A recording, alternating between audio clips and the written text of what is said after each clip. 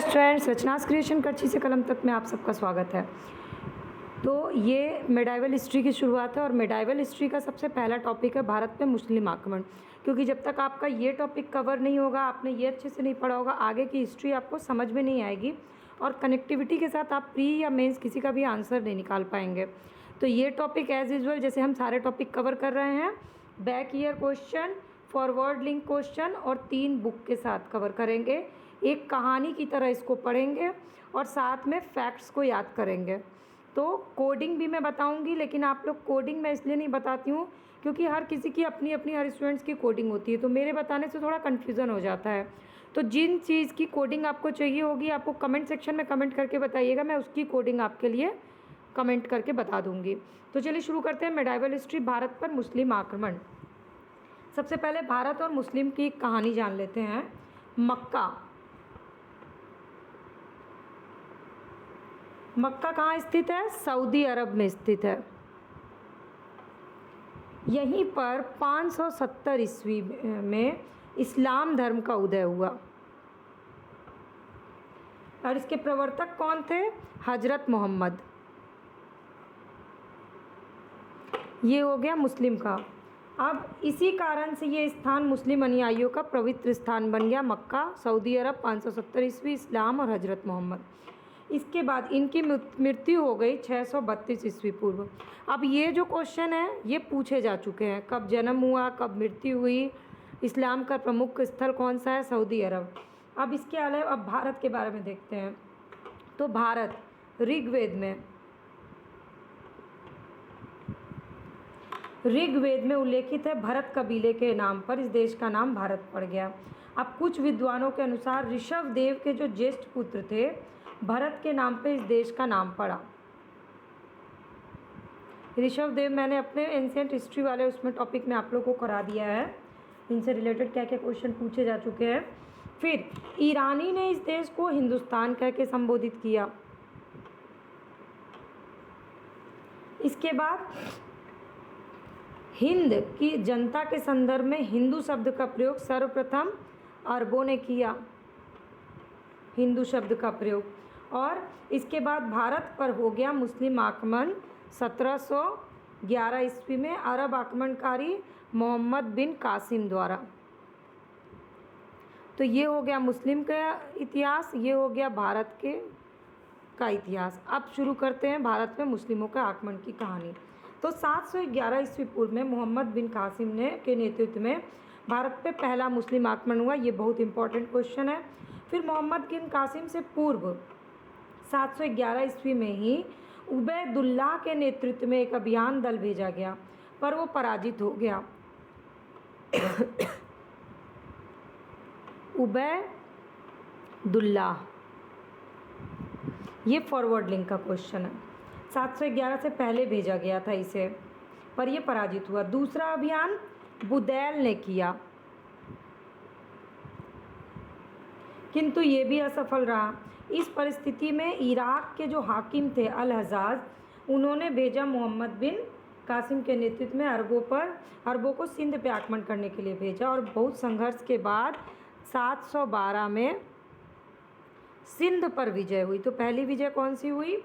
सिंध पर विजय प्राप्त हुई। और उस समय सिंध पे कौन था? तो सिंध पे चच का पुत्र दाहिर का शासन था। सिंध पे चच का पुत्र दाहिर। तो इसी के नाम पर अरबों द्वारा सिंध विजय की जानकारी मिलती है, तो उस किताब का नाम है चचनामा। अब ये सारे क्वेश्चन पूछे जा चुके हैं और इसमें से 2 क्वेश्चन है जो फॉरवर्डिंग के लिए इम्पोर्टेंट है। पूरी कहानी मैंने बता दी। 711 में मोहम्मद बिन कासिम ने आक्रमण किया। किसने उसको भेजा था? उसको भेजा था जो इराक के हाकिम थे अल हजाज ने।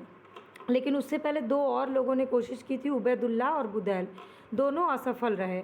712 में फाइनली मोहम्मद बिन कासिम ने सिंध को जीत लिया। तो पहली बार विजय हुई सिंध पे। उस समय सिंध का राजा था चच का दाहिर और उसी के नाम पर है चचनामा। अब चलिए आगे की कहानी देखते हैं। अब लेकिन एक कंट्राडिक्शन है जो मेंस के लिए भी इम्पॉर्टेंट है कि भारत में प्रथम मुस्लिम आक्रमण के बारे में बहुत सारे मतभेद हैं। उसमें BD महाजन, इनके अनुसार ये तिथि 711 थी, जबकि हरिश्चंद्र वर्मा इनके अनुसार 712 थी। तो ये मतभेद है। तो जब भी ऑप्शन आएगा तो आपको उसी अकॉर्डिंग लगाना होगा इसका आंसर। नॉर्मली ऐसे कन्फ्यूज़न वाला ऑप्शन देते ही नहीं है प्री के एग्ज़ाम में, तो आप इसका ध्यान रखिएगा। अब आगे की कहानी और कीवर्ड्स दोनों साथ में करते हैं। अब ये गजनी वंश आया। गजनी वंश का संस्थापक कौन था? क्वेश्चन जिन लोगों ने कभी भी बैकईयर सॉल्व किया होगा आपको याद होगा, ये क्वेश्चन पूछा जा चुका है। गजनी वंश का संस्थापक अल्पतगीन था। इसके बाद गजनी वंश का अन्य नाम क्या था? यामिनी वंश था गजनी वंश का अन्य नाम। फिर अल्पतगीन ने गजनी को अपनी राजधानी बना दिया, इसलिए ये इम्पोर्टेंट हो गया। इसके बाद 998 ईस्वी में महमूद गजनी का शासक बन गया। तो ये महमूद गजनी जी आ गए। फिर सर हेनरी इलियट के अनुसार, हेनरी इलियट ने कहा कि महमूद गजनी ने 17 बार आक्रमण किया। किसने कहा? इलियट ने। ये इम्पॉर्टेंट है प्री के एग्ज़ाम के लिए। किसने कहा था कि महमूद गजनवी ने 17 बार आक्रमण किया? तो सर हेनरी इलियट के अनुसार महमूद ने भारत पर 17 बार आक्रमण किया। भीमदेव प्रथम के शासनकाल में महमूद गजनवी ने सोमनाथ के मंदिर को लूटा, जो कि सबसे इम्पॉर्टेंट है। तो भीमदेव प्रथम के सोमनाथ। बाकी इसका पूरा आक्रमण अभी मैं आगे बताऊंगी, कोडिंग भी कोशिश करूंगी आप लोगों को कोडिंग बता ही दूं। चलिए, तो फिर इसके बाद महमूद गजनवी जी पहुंचे चंदेल पर, प्रथम आक्रमण किए। सबसे पहला आक्रमण चंदेल पर कर दिए 1019-20 में। उस समय चंदेल का शासक कौन था? तो ये विद्याधर जी थे। और विद्याधर अपने वंश का सबसे ज़्यादा शक्तिशाली शासक था। क्यों? क्योंकि वो अकेला ऐसा हिंदू शासक था जिसने मुसलमानों का सफलतापूर्वक प्रतिरोध किया। तो इसलिए विद्याधर इम्पॉर्टेंट है, क्योंकि विद्याधर घुमा फिरा के क्वेश्चन पूछ सकता है। विद्याधर कहाँ का शासक था? चंदेलों का शासक था। विद्याधर का कार्यकाल या चंदेल पर प्रथम आक्रमण से रिलेटेड तथ्य में आपसे विद्याधर पूछ सकता है। तो ये कीवर्ड्स हैं। और अभी तक आप ये वीडियो देख रहे हैं, यानी कि आपको ये मेरे द्वारा दी गई जानकारियाँ और ये पढ़ाई का पैटर्न अच्छा लग रहा है, तो लाइक बटन को प्रेस करिए और कमेंट करके बताइए कि आपको ये क्वेश्चंस कैसे लगे। अब ये जो हैं महमूद गजनवी जी, इन्होंने आक्रमण तो कर दिया 1000 से ले करके 1026 तक इन्होंने भारत पर 17 बार आक्रमण किया। पर यह आक्रमण का उद्देश्य क्या था? तो भारत में स्थायी मुस्लिम शासन की स्थापना करना इनका उद्देश्य नहीं था, बल्कि इनका उद्देश्य था लूटपाट करना। और इससे रिलेटेड क्वेश्चन पूछे जा चुके हैं। ऑप्शन देख के नॉर्मली स्टूडेंट्स कंफ्यूज हो जाते हैं। फिर बगदाद के खलीफा अल कादिर बिल्लाह ने महमूद गजनवी को यमीन उद दौला या आमीन उद मिल्लाह की उपाधि धारण दी। तो कौन कौन से दो उपाधि हैं? यमीन उद दौला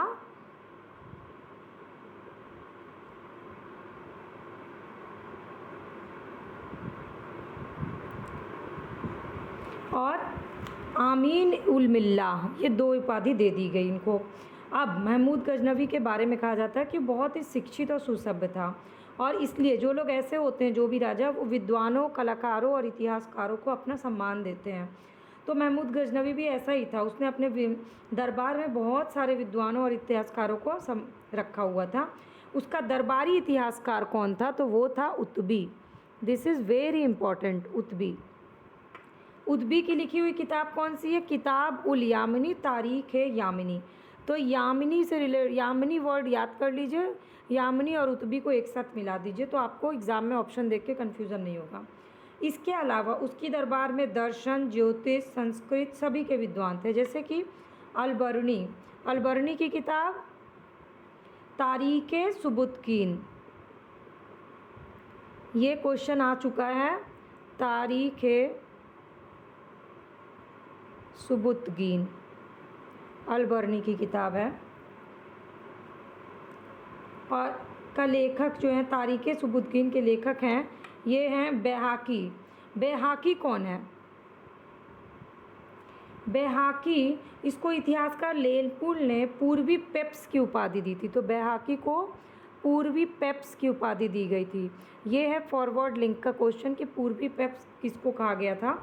और फारस का कवि उजारी, तुसी, उनसूरी, असजदी, फारूकी, ये सब इसके प्रमुख व्यक्ति थे।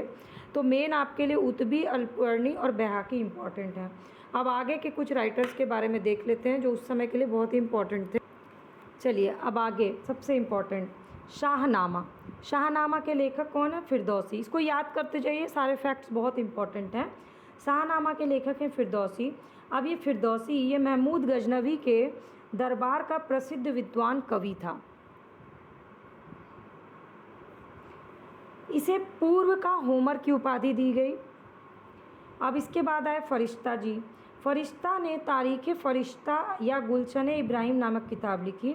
इसका पूरा नाम क्या था? मोहम्मद कासिम हिंदू शाह। मोहम्मद कासिम हिंदू शाह। इनकी पुस्तक जो है ना तारीख़ फ़िरोज़ शाही, ये क्यों इम्पोर्टेंट है? तारीख़ फरिश्ता क्योंकि ये बीजापुर के शासक इब्राहिम आदिल शाह को समर्पित है। तो ये क्वेश्चन अगर पूछा जाएगा कि तारीख़ फरिश्ता किस पर लिखी गई किताब है, तो आपको कंफ्यूज नहीं होना है। आपको पता होना चाहिए कि ये बीजापुर के शासक इब्राहिम आदिल शाह के ऊपर समर्पित है। इसके बाद सबसे इम्पोर्टेंट आए अलबर्नी जी। कब आए? 11वीं सदी में भारत आए। इनकी पुस्तक किताबुल हिंद की इससे तत्कालिक भारत की पूरी सामाजिक सांस्कृतिक स्थिति का पता चलता है। इसके अलावा पुराण का अध्ययन करने वाले प्रथम मुसलमान थे अलबर्नी। ये आपके लिए वेरी इंपॉर्टेंट। अब इनके बारे में थोड़ा कुछ जान लेते हैं। इनका जन्म हुआ 973 ईस्वी में और ये खीवा देश के रहने वाले थे, यानी कि ख्वारिज्म देश के रहने वाले थे। महमूद गजनवी के साथ ये भारत आ गए और अलबर्नी मात्र इतिहासकार ही नहीं बल्कि वो और भी क्षेत्र से जुड़े हुए थे, जैसे कि खगोल, भूगोल, तर्क, औषधि, गणित, धर्म, इन सारे चीज़ों से जुड़े हुए थे अलबर्नी। और संस्कृत का भी अध्ययन किया, संस्कृत को भाषा का प्रयोग भी अपने उसमें किया अपनी किताबों में। और जगह जगह पे उन्होंने भगवद गीता, विष्णु पुराण, वायु पुराण सबकी चर्चा भी की है। तो अलबर्नी आपको समझ में आ गया कितना इम्पोर्टेंट है। अलबर्नी ने अरबी भाषा में लिखा तहकीक के हिंद।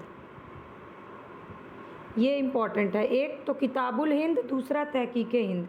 तहकीक हिंद अरबी भाषा में है और सर्वप्रथम अरबी भाषा से इस ग्रंथ का अनुवाद अंग्रेजी भाषा में किया साचाऊ ने। इसलिए ये किताब इम्पॉर्टेंट है क्योंकि अरबी भाषा से इसका अंग्रेजी भाषा में अनुवाद किया गया तहकीक हिंद का, उन्होंने किया साचाऊ ने। और इसका अनुवाद हिंदी में किया रजनीकांत शर्मा ने।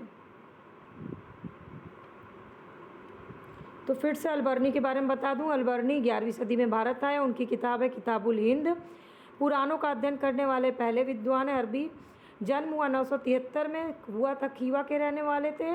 वो सारे सेक्टर्स से जुड़े हुए थे। उन्होंने अरबी में एक किताब लिखी तहकीक हिंद, जिसका इंग्लिश में अनुवाद किया साचाऊ ने और हिंदी में अनुवाद किया रजनीकांत शर्मा ने। अब फटाफट से आगे बढ़ते हैं। अब अगला क्वेश्चन बनता है महमूद गजनवी द्वारा जारी किए गए मुद्रा से क्या क्या क्वेश्चन बनते हैं या क्या क्या क्वेश्चन बन सकते हैं, मैं वो बताती हूँ। संस्कृत मुद्रा लेख के साथ चांदी के सिक्के महमूद गजनवी ने जारी कर दिए। ठीक, अब महमूद गजनवी द्वारा जारी किए गए चांदी के सिक्के के दोनों तरफ अलग अलग भाषा का प्रयोग किया गया। एक तरफ अरबी भाषा का, दूसरी तरफ संस्कृत भाषा का। और सिक्के के बीच के भाग में संस्कृत में लिखा हुआ अवस्थमेकम मोहम्मद अवतार नूरपति महमूद। तो ये इम्पॉर्टेंट है, दोनों तरफ कौन सी भाषा और संस्कृत मुद्रा लेख है। अब महमूद गजनवी का तो हो गया। अब चलते हैं मोहम्मद गोरी की तरफ, जो कि एक नई कहानी पता चलेगी। अब आते हैं मोहम्मद गोरी पे। अब ये मोहम्मद गोरी जी जो हैं 1178 में, उससे पहले की कहानी से हम लोग को 1178 तो इम्पॉर्टेंट है, पर हमें उससे पहले की भी कहानी जानना होगा। ये मध्य एशिया का शासक जिसका नाम था सिहाबुद्दीन मोहम्मद गोरी 1192 ईस्वी में उत्तर भारत को जीता। अब सिहाबुद्दीन मोहम्मद गोरी का प्रथम आक्रमण, जिससे बहुत बार क्वेश्चन पूछा जा चुका है, 1175 ईस्वी में मुल्तान पर हुआ और ये 1205 तक लगातार आक्रमण करता रहा। लेकिन अब उसमें आपके लिए इम्पॉर्टेंट क्या है कि 1178 में उसने गुजरात पर आक्रमण किया, पर मूलराज द्वितीय और भीम द्वितीय ने और उनकी जो विधवा माँ थी नायिका देवी के नेतृत्व में इसको मुकाबला इसने किया और ये परास्त हो गया। तो ये गोरी की भारत में पहली पराजय थी। अगर तराइन दिया जाए तो आपको कंफ्यूज नहीं होना। गौरी की भारत में पहली पराजय गुजरात में हुई थी, जो थी नायिका देवी के नेतृत्व में उधर। अब इसके बाद 1191 में पृथ्वीराज चौहान और गौरी के मध्य तराइन का प्रथम युद्ध हुआ। इस युद्ध में शिहाबुद्दीन की सेना के दोनों लोग परास्त हो गए। फिर 1192 में तराइन का द्वितीय युद्ध हुआ। इसमें मोहम्मद गौरी द्वारा पृथ्वीराज चौहान की पराजय के बाद भारत में मुस्लिम शक्ति की स्थापना हो गई। तो ये जो हो गया आपके लिए इम्पोर्टेंट हो गया तराइन का द्वितीय युद्ध, क्योंकि मोहम्मद गौरी के द्वारा पृथ्वीराज चौहान इसमें पराजित हो गया। इसके बाद फिर गौरी जो है अपना युद्ध की तकनीक अपना कंटिन्यू करता चला गया। मुसलमानों की जीत होती गई और पृथ्वीराज चौहान जो है वो हताश होकर के भाग गया था, वहाँ से भागने का प्रयत्न किया था। पर वो कहाँ पहुँचा? पृथ्वीराज चौहान पहुँचा हरियाणा, अभी का हरियाणा है।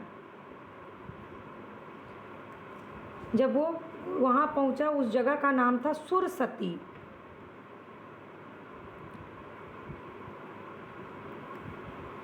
वहाँ पर जैसे ही पहुँचा, वहाँ इसको बंदी बना लिया गया। और पृथ्वीराज चौहान की मृत्यु के बारे में लोग अलग अलग मत देते हैं कि उसके बाद उसकी मृत्यु हो गई। कुछ लोग इसको स्वीकार करते हैं, कुछ लोग नहीं करते हैं। पृथ्वीराज चौहान के बारे में मृत्यु से रिलेटेड जो भी बातें हैं। इसके बाद जब उसने विद्रोह करने का षड्यंत्र किया तो उसे मृत्युदंड दे दिया गया। और 1194 में, अब हम लोग आगे की कहानी चलते हैं। 1194 चंदावर का युद्ध, इससे भी क्वेश्चन आए हुए हैं। चंदावर के युद्ध में मोहम्मद गौरी ने कन्नौज का जो गढ़वाल राजा था जयचंद को हरा दिया। चंदावर कहाँ है अभी? ये है फिरोज़ाबाद, यमुना नदी के तट पर। और जयचंद यहाँ पर चंदावर के युद्ध में जयचंद पराजित हो गया। तो ये आपके लिए इम्पॉर्टेंट है। अब मोहम्मद गौरी के आक्रमण से रिलेटेड इसी से क्वेश्चन पूछे जाते हैं। मुल्तान प्रथम आक्रमण, गुजरात सबसे इम्पॉर्टेंट, और तराइन का युद्ध, और चंदावार जयचंद, ये 4 युद्ध मोहम्मद गौरी के ही उससे पूछे जाते हैं। इसके अलावा आप बहुत ज़्यादा रिसर्च करिएगा तो वो वेस्टेज ऑफ टाइम हो जाएगा। तो आपको ये वीडियो देखने के बाद एक बार इस कहानी को बुक के थ्रू रिवीजन कर लेना है। अब चलिए आगे बढ़ते हैं, गौरी की विजय के आगे की चीज़ें। अब इसके अलावा जो क्वेश्चंस पूछे जाते हैं उसमें इम्पॉर्टेंट क्या है? एक तो मोहम्मद गौरी का सिक्का। क्यों इम्पॉर्टेंट है? क्योंकि मोहम्मद गौरी के सिक्के पे जो एक तरफ लक्ष्मी जी की आकृति बनी हुई है और दूसरी तरफ अरबी में कलमा लिखा हुआ है, ये मोहम्मद गौरी के सिक्के की पहचान है। तो गौरी की विजय के बाद जब उत्तर भारत में स्थापित हो गया अक्ता प्रथा, स्थापित हो गई। अक्ता प्रथा क्या है मैं आपको आगे जब गुलाम वंश पढ़ाऊंगी तो उसका पूरा डिटेल बताऊंगी। तो अक्ता प्रथा स्थापित हो गई और मोहम्मद गौरी ने कुतुबुद्दीन ऐबक को 1191 ईस्वी में हाँसी में नियुक्त किया। तो हाँसी जगह इंपॉर्टेंट हो गया 1191 और ऐबक। अब 1192 में तराइन का द्वितीय युद्ध अभी मैंने देख लिया। द्वितीय युद्ध में उसने महत्वपूर्ण भूमिका निभाई थी, इसलिए ऐबक को हाँसी में नियुक्त कर दिया, क्योंकि उसके कार्य से मोहम्मद गौरी बहुत प्रसन्न हो गया। इसके बाद उसको कोहराम और समाना का प्रशासक भी नियुक्त किया गया। तो 3 नाम आपके लिए इम्पोर्टेंट हो गए, कोहराम, समाना और हाँसी, ये तीनों ऐबक से रिलेटेड हो गए। फिर 1192 से 1206 तक गौरी के प्रतिनिधि के रूप में उत्तर भारत के विजित भागों का प्रशासन किसने संभाला? ऐबक ने संभाला। और इस अवधि में ऐबक ने उत्तरी भारत में पूरी तुर्की शक्ति स्थापित कर दी। तो ऐबक जो है अभी इस समय तो इम्पॉर्टेंट है, अब जब आप गुलाम वंश पढ़ेगा तो उसमें भी ऐबक इम्पॉर्टेंट है। मैं आपको मध्यकालीन भारत के स्टार्टिंग के लिए ऐबक कितना इम्पॉर्टेंट है अभी मैंने ये बताया। अब इसके बाद पहुँचे बख्तियार खिलजी के बारे में, जो क्वेश्चन बहुत बार आ चुका है, उसके बारे रिलेटेड कर लेते हैं।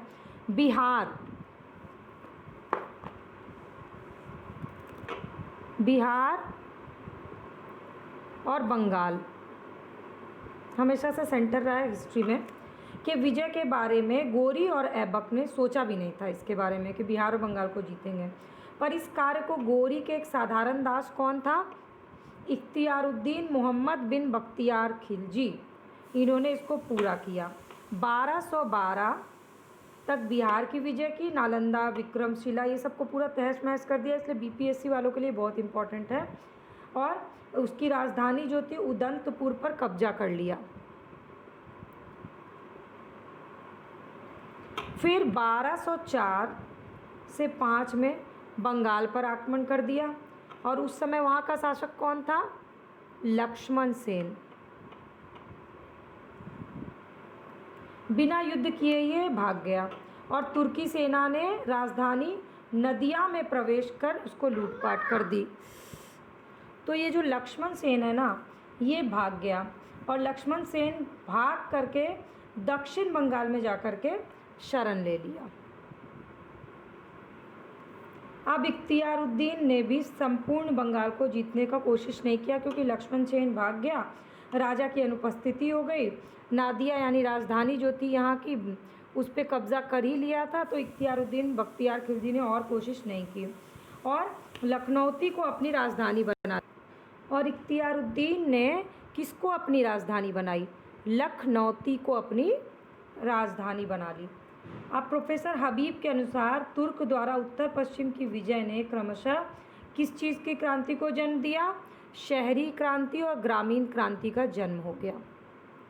ये हो गया आपका भारत पर मुस्लिमों के आक्रमण से रिलेटेड पूरी कहानी, back year question, forward link question और 3 किताबों के साथ। अब इससे ज़्यादा फैक्ट अगर आप रटने की कोशिश करिएगा तो आपको सिर्फ कन्फ्यूज़न ही होगा। आप अब बैक ईयर क्वेश्चन निकालिए और देखिए कि मैंने सारे क्वेश्चंस कवर कराए हैं कि नहीं। सॉल्व करिए क्वेश्चंस को, और कुछ अगर क्वेश्चन छूट जाते हैं या कुछ नए लगते हैं तो मुझे कमेंट करके ज़रूर बताइएगा। और अगर मेरे चैनल पे पहली बार विजिट किया है तो चैनल के सब्सक्राइब बटन या फॉलो बटन को क्लिक कर लीजिए। फ्री ऑफ कॉस्ट है, सारे आपके प्रिपरेशन से रिलेटेड वीडियो अपडेट का नोटिफिकेशन आपको सबसे पहले मिल जाएगा।